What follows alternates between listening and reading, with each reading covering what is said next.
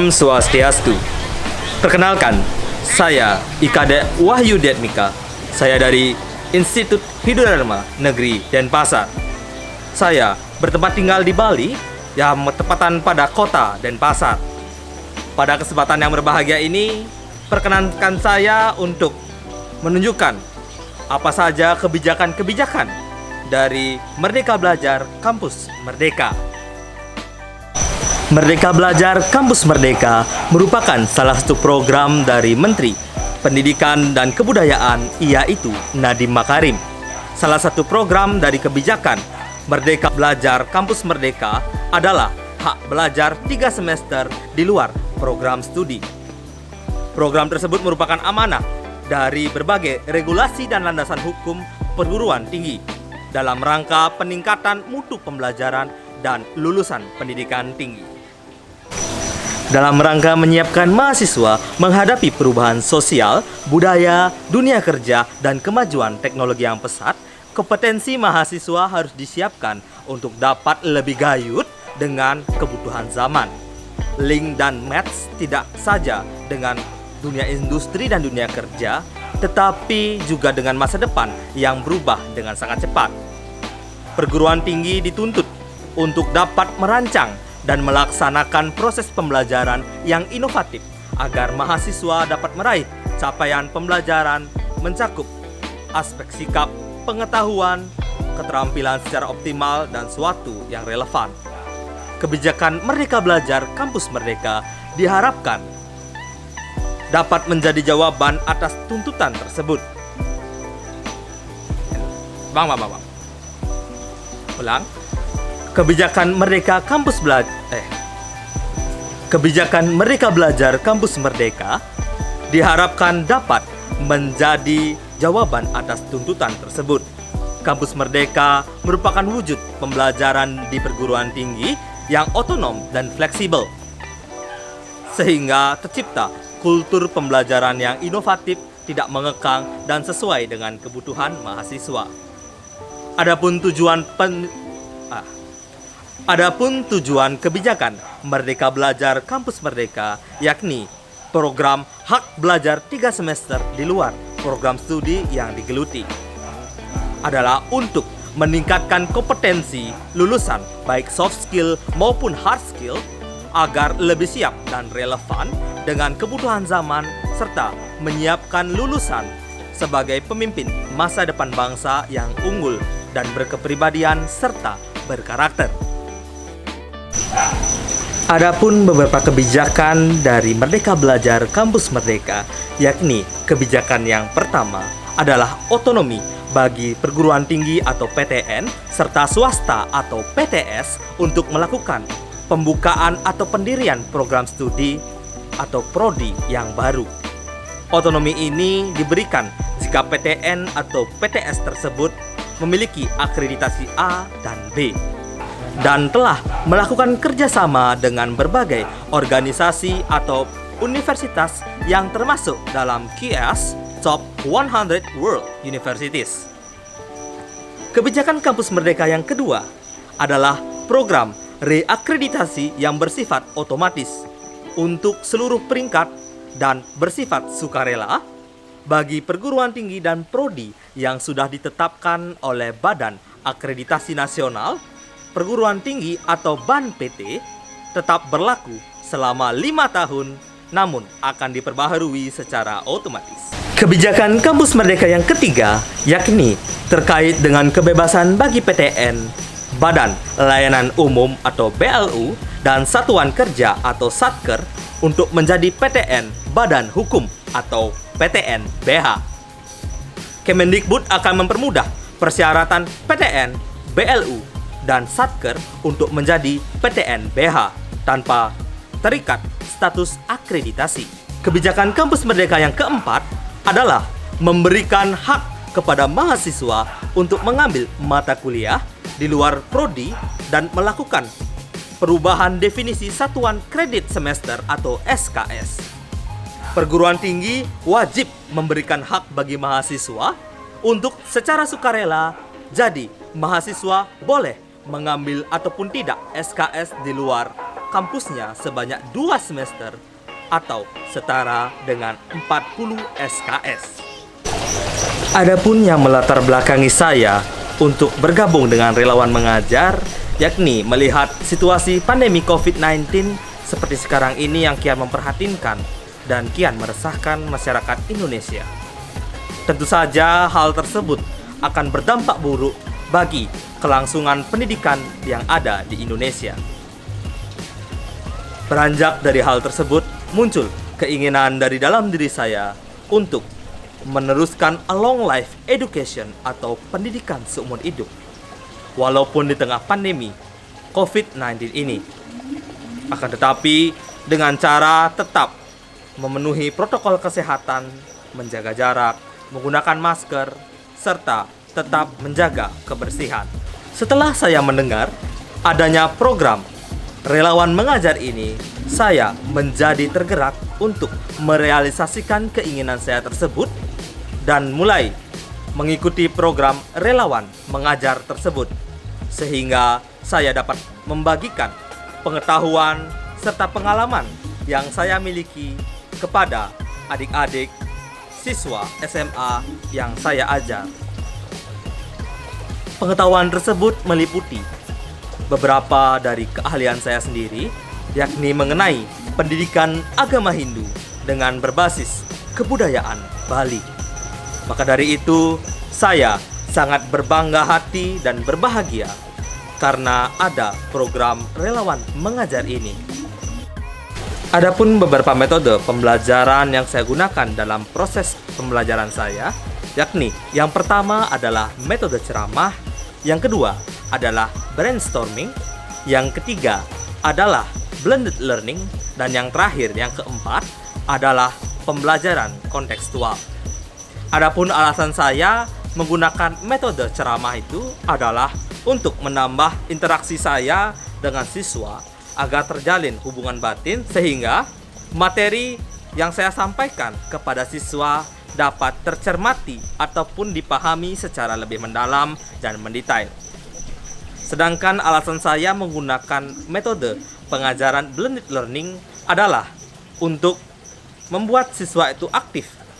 Walaupun saat saya menggunakan metode ceramah pada saat bertatap muka dan di rumah dalam mengerjakan ataupun mencari, mengevaluasi dirinya mereka sendiri dan mengirimkan tugas-tugas yang telah saya berikan kepada saya melalui online. Dan selanjutnya alasan saya menggunakan brainstorming adalah untuk memancing keaktifan siswa agar ikut memunculkan inovasi, ide-ide kreatif selama proses pembelajaran, sehingga tidak terjadi situasi yang pasif di antara pengajar dan siswa. Dan yang terakhir, saya menggunakan metode pembelajaran kontekstual. Itu pun didasari oleh saat kita melakukan pembelajaran, terutama pembelajaran yang memerlukan praktek secara langsung seperti pembelajaran agama, perlu adanya kita untuk terjun langsung ke lapangan untuk melihat bagaimana situasi ataupun kondisi yang digunakan dalam pembelajaran tersebut. Contohnya seperti menggunakan media lontar, mempelajari lontar, maka kita harus mempelajari lontar itu secara langsung dan belajar menuliskan tulisan Bali atau aksara Bali di dalam lontar tersebut.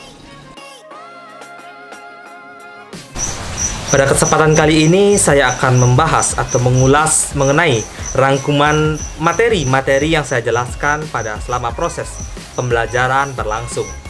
Adapun materi yang pertama yaitu tentang 3 kerangka dasar agama Hindu. 3 kerangka dasar agama Hindu tersebut terdiri dari tatwa, acara, dan susila. Tatwa berarti kebenaran, artinya sumber-sumber dari segala aktivitas atau ritual keagamaan dalam agama Hindu yang terdapat dalam bentuk buku, lontar, kitab, ataupun narasumber berupa subjek manusia ataupun orang. Yang kedua adalah susila. Susila adalah perilaku yang baik atau tata krama yang baik. Adapun beberapa sumber dari pelajaran susila ini adalah yaitu dari lontar sila krama ataupun putra sesana. Yang terakhir adalah acara. Acara dapat dibagi 2, yakni upacara dan upakara. Upacara dan upakara merupakan dua hal yang berbeda. Upacara adalah suatu proses ritualnya atau suatu acaranya, sedangkan upakara adalah alat-alat yang diperlukan dalam proses ritual seperti banten ataupun saji ataupun caru ataupun yang lain sebagainya. Materi kedua yang saya sampaikan yakni tentang Pancasrada. Pancasrada berarti 5 keyakinan dalam agama Hindu. Adapun bagian-bagian dari Pancasrada yakni Brahman, Atman, Karmapala, Punarbawa, dan Moksa. Brahman berarti percaya dengan eksistensi terkuat, terbesar, dan tanpa batas yang ada di alam semesta ini, yaitu Tuhan Yang Maha Esa atau Ida Sang Yang Widiwasa. Yang kedua adalah Atman atau percaya dengan adanya Atma. Kita mempercayai bahwa percikan suci dari Ida Sang Yang Widiwasa atau dari Brahman itu ada di setiap makhluk hidup yang ada di dunia ini yang disebut dengan Atma. Kemudian yang ketiga, kita percaya dengan adanya Karmapala. Setelah Atma itu turun ke dunia dan mulai melakukan suatu karma, maka tentu ada hasil yang didapatkan dari perbuatan tersebut. Hasil dari perbuatan tersebut dinamakan Karmapala. Dalam kitab Slokantara dijelaskan bahwa Karmapala ngarani ke palaning gawe hale hayu. Baik atau buruknya suatu perbuatan, karma ataupun pala yang akan kita terima atau kita nikmati, itulah yang disebut dengan Karmapala. Kemudian yang keempat adalah Punarbawa atau reinkarnasi. Kita meyakini bahwa ada yang namanya reinkarnasi atau kehidupan kembali.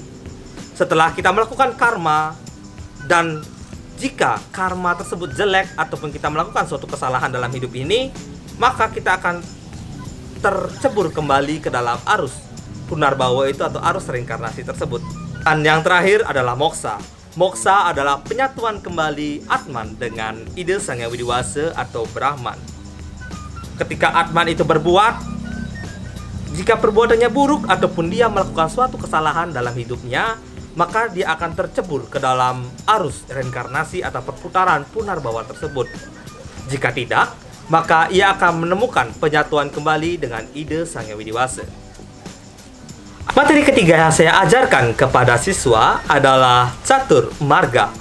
Catur Marga memiliki pengertian 4 jalan atau 4 jalan yang dapat ditempuh oleh manusia untuk mencapai moksah atau penyatuan dengan Ida Sang Yang Widiwasa. Yaitu bagian-bagiannya adalah, yang pertama adalah Bhakti Marga, yang berarti penyatuan dengan cara kita berbakti kepada Ida Sang Yang Widiwasa dengan cara sembahyang salah satunya. Kemudian yang kedua ada Karma Marga, yaitu dengan kita berbuat baik serta kita mengayomi serta menyerahkan seluruh jiwa raga kita kepada Ida Sang Yang Widiwasa dengan tulus ikhlas. Contohnya menolong orang ataupun ikhlas dalam membersihkan tempat suci, maka kita akan menemui yang namanya moksa. Yang ketiga adalah Jenana Marga. Dengan kita meningkatkan jenana atau pengetahuan, maka diyakini kita akan mampu mencapai moksa. Kemudian yang terakhir adalah Raja Marga ataupun jalan mistik untuk mencapai moksa. Merupakan jalan yang tersusah yang harus ditempuh oleh manusia untuk mencapai moksa tersebut dengan cara berata, tapa, ataupun mengasingkan diri dari seluruh pengaruh kehidupan duniawi. Pelajaran selanjutnya yang saya ajarkan yaitu Catur Asrama. Catur Asrama memiliki pengertian yaitu 4 tingkatan atau jenjang dalam kehidupan manusia. Adapun yang pertama adalah Brahmacari. Pada masa Brahmacari, kita meyakini bahwa manusia dituntut untuk belajar ataupun mencari ilmu sedalam-dalamnya. Yang kedua adalah Grahastha Asrama. Merupakan tahap lanjutan dari Brahmacari. Ketika kita sudah mampu memiliki pengetahuan yang mapan, maka muncul keinginan kita untuk memiliki suatu keturunan dan melaksanakan upacara pawiwahan. Maka setelah upacara pawiwahan selesai, kita dinyatakan telah resmi memasuki Grahasta Asrama. Sedangkan yang ketiga yaitu Wanapraste. Setelah kita mencapai usia tengahing tuwuh atau 50 tahun ke atas, diwajibkan adanya pada zaman dahulu ataupun sekarang juga ada untuk mengasingkan diri, mulai mengurangi keterikatan kita dengan segala kesenangan duniawi yang mengikat. Dan yang terakhir adalah biksuka atau sannyasin, merupakan tahapan terakhir setelah Wanapraste, setelah kita mampu untuk menghilangkan segala nafsu duniawi, keinginan duniawi, maka akan dilaksanakanlah upacara Dwi Jati atau padiksan, sehingga manusia tersebut akan menjadi seorang sulinggih. Yang dimana ketika kita menjadi seorang sulinggih, maka diharapkan kita mampu mengabdikan sepenuhnya hidup kita untuk memuja ide Sang Hyang Widi-Wasa dan melayani umat beragama Hindu di Bali ataupun di Nusantara ataupun di seluruh dunia.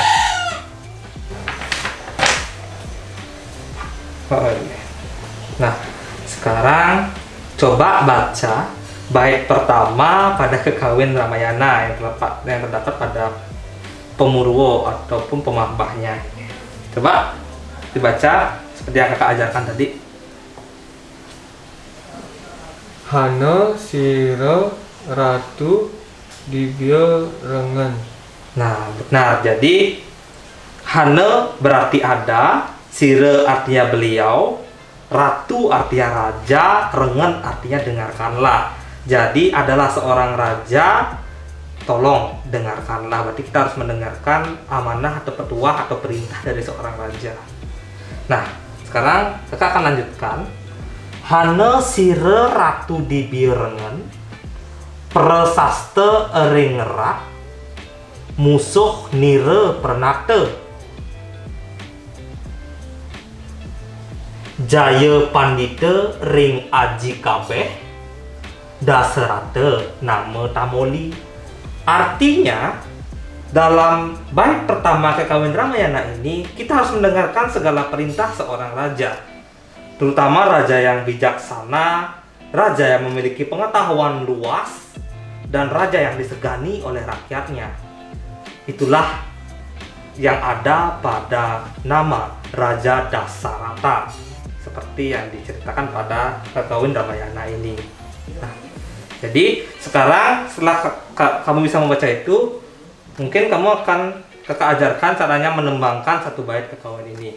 Mungkin minggu depan kakak akan tes apakah kamu sudah bisa menembangkan atau tidak. Ini akan dijadikan tugas. Hana sira ratu dibya rengen.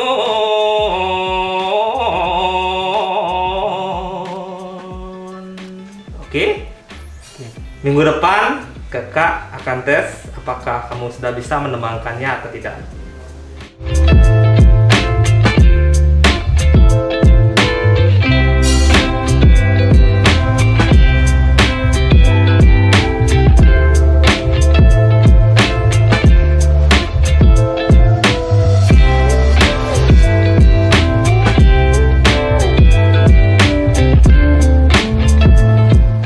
Baik, selama saya diajarkan oleh kakak Wahyu selama 3 bulan, saya menjadi tertarik dalam pelajaran agama, terutama yaitu membaca lontar. Baik, pesan saya kepada Kak Wahyu, semoga kedepannya menjadi lebih baik dan sukses selalu. Terima kasih Kak Wahyu.